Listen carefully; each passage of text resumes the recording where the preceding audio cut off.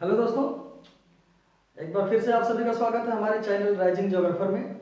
और आज फिर से हमेशा की तरह एक और महत्वपूर्ण टॉपिक के साथ हम आप लोगों के सामने हैं। डेमोग्राफिकल ट्रांजिशन थियरी। हालांकि हम एग्रीकल्चरल थियरीज जो और भी सारी हैं हम उसको अगले वीडियो में कवर करेंगे। आज केवल हमने ट्रांजिशन थियरी को रखा है और इसके साथ साथ एज स्ट्रक्चर को रखा, दो चीज़ों को। तो यहाँ से कुल मिला के 4 या 5 तरह से क्वेश्चन पूछे जाते हैं। तो ये भी बहुत इंपॉर्टेंट टॉपिक है, इसको देखते हैं।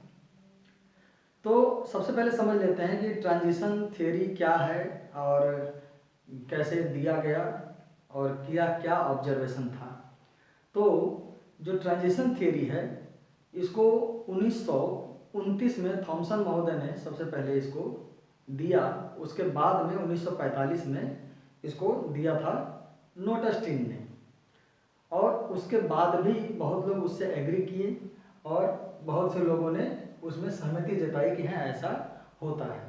ठीक है, तो मैं लिखता हूँ थॉमसन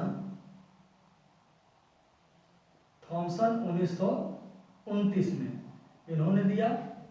और दूसरा नाम जो आता है वो आता है नोटस्टीन का 1945 में। 1945।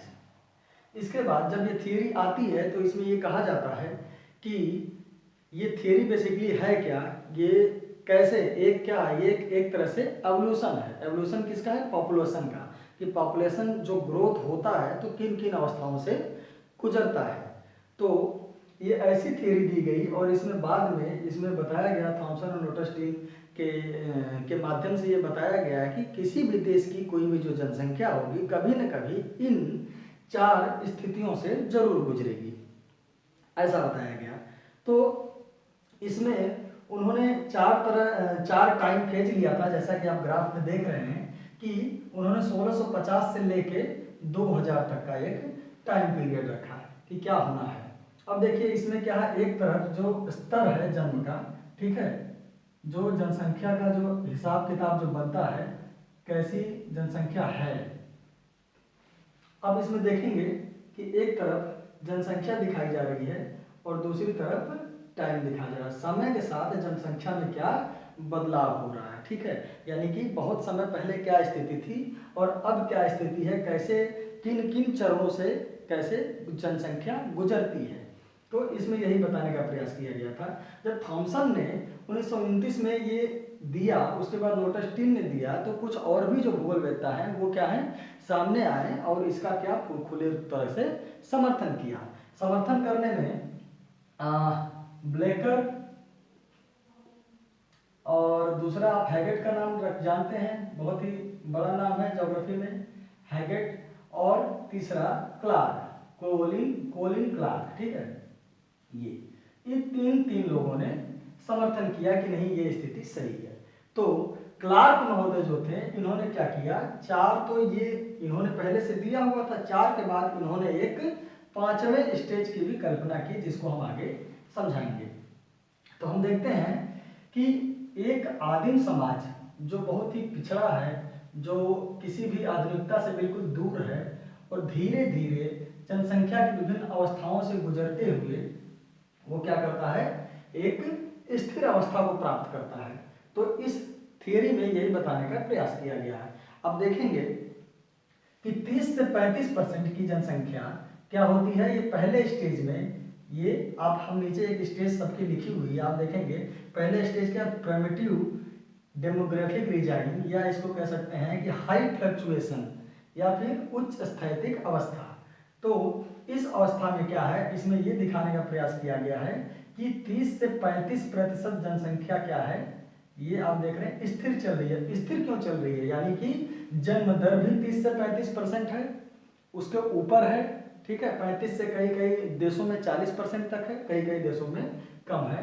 तो कुल मिला के ये 35 एक एवरेज माना गया है कि इस तरह की जनसंख्या, यानी कि इस स्थिति में जब एक पारंपरिक समाज रहता है, जब एक आदिम समाज रहता है, तो उसमें जन्म दर और मृत्यु दर दोनों ही बहुत उच्च होती है, ठीक है।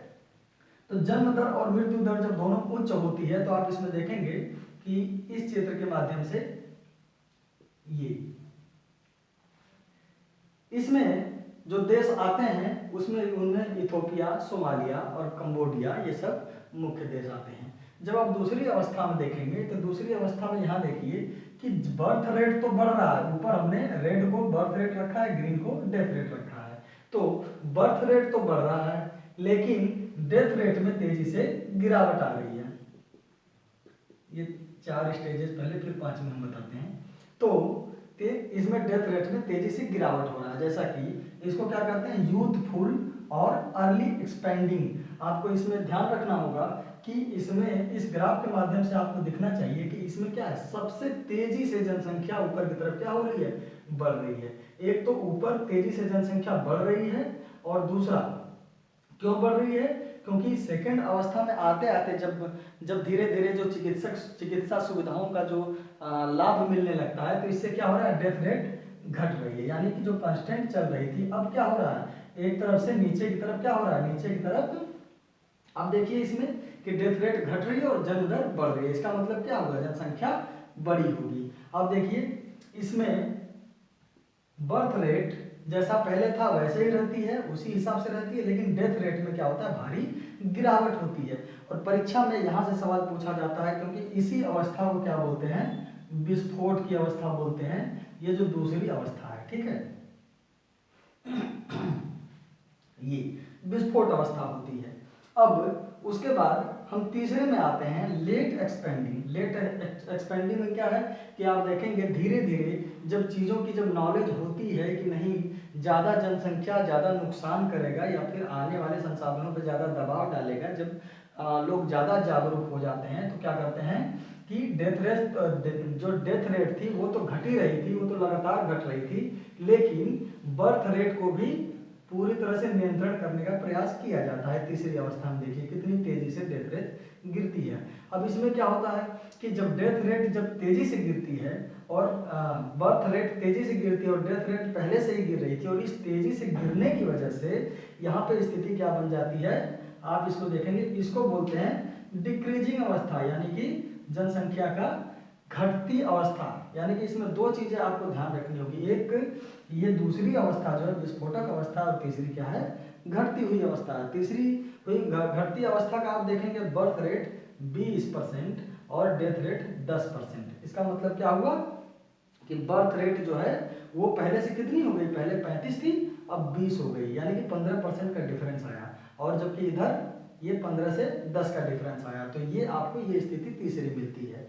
जब चौथी स्थिति की तरफ आप देखते हैं तो जनसंख्या मेच्योर स्थिति में चली जाती है, उसको लो फ्लक्चुएटिंग स्टेज कहा जाता है, जिसमें आप इधर देख लीजिए दूसरी अवस्था में म्यांमार, ईरान, साउथ अरेबिया, और तीसरी अवस्था में इंडिया। 1991 में जनगणना जो हुई थी 1991 में तीसरी अवस्था में पहुंच गया था, ठीक है। और इसमें एक देश आप चाइना का नोट करिए, चाइना ये तीसरी अवस्था में अभी है। अच्छा, चाइना से याद आया, मैं आपको एक बात बता दूं कि जब इसके कुछ क्रिटिसिज्म हुए तो कुछ देशों पे लागू नहीं हो रहे थे। तो चाइना का क्या है, चाइना एक अपवाद स्वरूप है। अभी देखा जाए जो इस समय की अवस्था से, तो चाइना तो तीसरे स्टेज में जरूर है, लेकिन चाइना क्या होता है, चाइना पे बाद में यही कहा जाता है क्रिटिसिज्म पर कि कुछ देशों पे ये लागू नहीं होता। क्यों नहीं होता, क्योंकि चाइना ने राजनीतिक तरीके से वहाँ की जो जनसंख्या है उस पर जबरदस्ती प्रतिबंध लगा दिया, ठीक। अब देखिए ये इजराइल, स्पेन, पुर्तगाल हो गया, ये आपका तीसरी अवस्था में। चौथी अवस्था जो मेच्योर या लो फ्लक्चुएटिंग थी, इसमें बर्थ रेट क्या हो गया, धीरे से आप देखेंगे ये बिल्कुल जैसी पहली स्थिति थी वही अब भी हो गई। लेकिन अब क्या रहा, पहले ये 35 से 40 के आसपास थी, अब क्या हो गई, ये आपकी 20 के नीचे आ गई, ये स्थिति जब आप यहाँ तक देखेंगे। अब देखिए तो ये 12 और 10, यानी कि इसी स्थिति को जो परीक्षा में पूछे जाने वाले सवाल हैं, विस्फोट अवस्था, घटती अवस्था, और तीसरा क्या है, शून्य, ठीक है, शून्य जनसंख्या वृद्धि इसको कहते हैं, या फिर जीरो ग्रोथ बोलते हैं, ठीक है, जनसंख्या वृद्धि। और जो पांचवी चीज की अभी इसके पहले हम बात कर रहे थे कि पीटर हैगेट और ब्लैकर और क्लार्क, जिन लोगों ने इस थियरी को सपोर्ट किया था, तो उसमें जो क्लार्क की जो हम बात कर रहे थे, कोलिन क्लार्क उनका पूरा नाम था, कोलिन क्लार्क, ठीक है। तो उन्होंने पांचवी स्थिति की कल्पना की थी, पांचवी स्थिति की, जिसको उन्होंने क्या कहा, निगेटिव ग्रोथ और इरोजनल अवस्था कहा, ठीक है। यानी कि नेगेटिव ग्रोथ, नेगेटिव ग्रोथ का मतलब क्या है, इसमें डेथ रेट जो होती है, डेथ रेट तो बहुत कम हो ही जाती है लास्ट में जाते जाते, लेकिन अंतिम स्थिति में बर्थ रेट भी बहुत कम हो जाती है। यानी कि दोनों ही स्थिति, और कई बार ऐसी स्थिति हो जाती है इस निगेटिव में मतलब ये हो गया कि आपका जो डेथ रेट है, ठीक है, वो डेथ रेट कई बार बर्थ रेट से भी बड़ी हो जाती है। तो इससे क्या हो जाता है कि आपकी जनसंख्या जो होती है कम हो जाती है। तो ये इसकी इसमें हमने चौथे में क्या बताया था, यूके, स्वीडन, बेल्जियम और डेनमार्क और जर्मनी, यानी कि जो आपका पश्चिमी यूरोप के देश हैं। और नेगेटिव में क्या होता है कि इन्हीं सबके जो सबसे जो विकसित देश जो कहे जाते हैं, इन्हीं सबके जो नगर हैं, महानगर हैं, उसमें इस तरह की स्थिति पाई जाती है। सवाल यहाँ से भी बनता है कि कई बार ये कह लिया जाता है कि जो ये डेट आप देखेंगे, थोड़ा सा ध्यान देंगे, तो 1650 से स्टार्ट होता है और 2000 तक ये जो थॉमसन और नोवास्टीन का जो ये मामला था, ये था कि उन्होंने बताया था। इसमें क्या है, ये जो दूरी है, यानी कि इसको कई बार समय से भी परीक्षा में पूछ लिया जाता। समय का मतलब क्या है कि 1750 के आसपास क्या रहा, पुनर्जागरण रहा। तो इसको कहा जाता है पुनर्जागरण से पहले या फिर प्री रिनेसेंस, ठीक है। यानी कि पुनर्जागरण पूर्व इसको कह सकते हैं, पुनर्जागरण पूर्व, ठीक है। इसको प्री रिनेसेंस बोलेंगे, जो 1750 की अवस्था थी, यानी कि पहली अवस्था थी। दूसरी अवस्था जो होती है, यानी कि पुनर्जागरण के बाद की अवस्था, पुनर्जागरण के बाद की अवस्था क्या होती है आपकी, प्रथम विश्व युद्ध तक होती है या 1900 तक होती है, इसके आसपास रहती है। ये पूरे ग्लोबल लेवल पे एक अध्ययन के बाद इस तरह से बताया गया। स्पेशली ये जो बनाया गया था, स्पेशली यूरोप और ऑस्ट्रेलिया और आपका उत्तरी अमेरिका, इनके लिए बनाया गया था। लेकिन फिर धीरे धीरे, यानी कि उनके ऑब्जर्वेशन को लेकर ये बनाया गया था, लेकिन फिर धीरे धीरे जब इसको और भी देशों पे अप्लाई किया जाता है, तो फिर ये सब रिजल्ट आपके सामने आता है। इथोपिया, सोमालिया, कंबोडिया, ये प्रथम अवस्था में, द्वितीय अवस्था में Myanmar, Iran, Arabia, Saudi Arabia, ठीक है। थर्ड अवस्था में इंडिया, चाइना, इजराइल, स्पेन, और फोर्थ अवस्था में यूके, स्वीडन, और ये पांचवी अवस्था में नगर और महानगर जो बड़े विकसित हैं। तो ये आपका हो गया 1750 से जब आगे जाते हैं तो प्रथम विश्व युद्ध तक होता है, और यहाँ से इसके बाद जो होता है 1950 तक, यानी कि प्रथम विश्व युद्ध के बाद, ठीक है। तो ये कई बार ये समय पूछा जाता है कि प्रथम विश्व युद्ध के पहले की कौन सी अवस्था थी, प्रथम विश्व युद्ध के बाद की कौन सी अवस्था थी, ठीक है। या पुनर्जागरण के पहले की क्या अवस्था थी, दूसरी थी, पहली थी, तीसरी थी, या फिर इस तरह से प्रश्न पूछे जाते हैं। तो ये आपका रहा जनसंख्या संक्रमण सिद्धांत, जिसमें महत्वपूर्ण बिंदु ये थे कि आपको विस्फोट अवस्था को ध्यान रखना है, आपको घटती अवस्था को ध्यान रखना है, आपको शून्य अवस्था को, कुल मिला के इसमें सभी बहुत ही महत्वपूर्ण है। और इसमें जरूरी क्या हो जाता है, जब आप इसका एज स्ट्रक्चर देखते हैं तो एज स्ट्रक्चर बहुत इंपॉर्टेंट हो जाता है, ठीक है। अभी हम एज स्ट्रक्चर पे जाते हैं। आपको यहाँ से प्रश्न ऐसे पूछे जाते हैं कि सीधे सीधे कह दिया जाता है कि अगर बर्थ रेट 12 है और डेथ रेट 10 है तो वो अवस्था कौन सी होगी, ठीक है। तो ये बहुत ही जरूरी है एक सीक्वेंस से आपको पढ़ना और समझना कि अगर 20% बर्थ रेट है और 10% डेथ रेट है तो आपकी अवस्था कौन सी होगी। तो ये आपको एक समझना होगा। अब आते हैं थोड़ा सा एज स्ट्रक्चर पे। कई बार आपको पिरामिड पूछता है, तो पिरामिड में आप देखेंगे कि कभी भी जो बाईं ओर होता है, ठीक है, बाईं ओर हमेशा महिला को रखा जाता है और दाहिनी तरफ क्या रखा जाता है, पुरुष को। यानी कि यहाँ पे फीमेल और यहाँ पे मेल, जो भी आपका पिरामिड बनता है, ठीक है। और उस पिरामिड में हम एक एक करके बात करते हैं, पहली स्थिति, दूसरी, तीसरी, चौथी और पांचवी। तो बेसिकली इसको एज स्ट्रक्चर के फॉर्म में इसको दिखाया गया है। अब देखिए पहली अवस्था में आप देखेंगे, पहली बात तो आप जनसंख्या को जान लीजिए। जो 0 से लेकर 14 वर्ष की जो जनसंख्या होती है, इसको क्या कहते हैं, बालक कहते हैं या बाल्यावस्था कहते हैं। और ये उसके बाद 15 से 59 युवावस्था होता है, और 59 से ऊपर जो भी होते हैं वो वृद्धावस्था होता है जो निर्भर होते हैं 1559 के ऊपर, ठीक है। ये आपकी, इसमें आपको परीक्षा में सीधे पूछ लिया जाता है कि पहली अवस्था में आपका ग्राफ कैसा होगा, ये जो पिरामिड होगा वो कैसा होगा, ठीक है।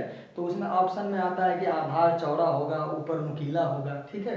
तो इस तरह से ऑप्शन में मिलता है। और इसी तरह से दूसरे में क्या होगा, तीसरे में आपको सीधे सीधे कई बार परसेंटेज दे दिया जाता है। और पिरामिड जो है पूछ लेता है, कभी कभी पिरामिड का चित्र बना के दे लेता है, सीधे पूछ लेता है कि हाँ बताइए ये जो पिरामिड है इसमें कितने परसेंट वृद्ध जनसंख्या है और कितने परसेंट जो छोटी जनसंख्या है, जो बच्चों वाली जनसंख्या है। तो इस तरह से तो ये आपका क्रम होता है कि पहली अवस्था में 4% से भी नीचे बुजुर्ग होते हैं और बच्चे क्या होते हैं 40 से 50% की अवस्था में होते हैं, बीच की अवस्था आप देख रहे हैं। तो उसके बाद दूसरी अवस्था में 4 से 8% तक के बुजुर्ग होते हैं, ठीक है। और आपको अगर यूजीसी देते हैं तो आपको याद होगा तीसरी अवस्था में भारत है और ये सवाल पूछा गया है वृद्ध जनसंख्या, तो 8 से 10% हम लोगों ने टिक किया है, ठीक है। तो 8 से 10 जो होती है वृद्ध जनसंख्या होती है और नीचे ये युवा जनसंख्या जो है 30 से 35। इस तरह से कई बार आकार पूछ लिया जाता है। आकार का मतलब क्या है, अभी अभी हमने कहा कि ऊपर क्या, ऊपर नुकीला और नीचे आधार चौड़ा। उसी तरह से कई बार ये भी कह दिया जाता है कि कौन सी पिरामिड ऐसी है जिसमें आकार जो मध्य में जो आकार होती है, जो युवा जनसंख्या होती है वो गोल हो जाता है। तो गोल देख रहे हैं आप किसमें हो रहा है, ये आपकी कंडीशन बन रही है। तो इस तरह से सवाल अलग अलग जगह से उठाए जाते हैं। तो बस आज इतना ही, और आज का पूरा हो गया इसमें। और इसके साथ जो भी नया टॉपिक आएगा हम इसके आगे की जो थियरीज हैं, जैसे माल्थस हो गए हैं, ठीक है, और माल्थस के बाद और भी जो थियरीज हैं हम उस पर डिस्कस करेंगे आपके अगले टॉपिक में। अभी के लिए इतना काफ़ी है, आप इतना देखिए समझिए। Okay, good night, thank you.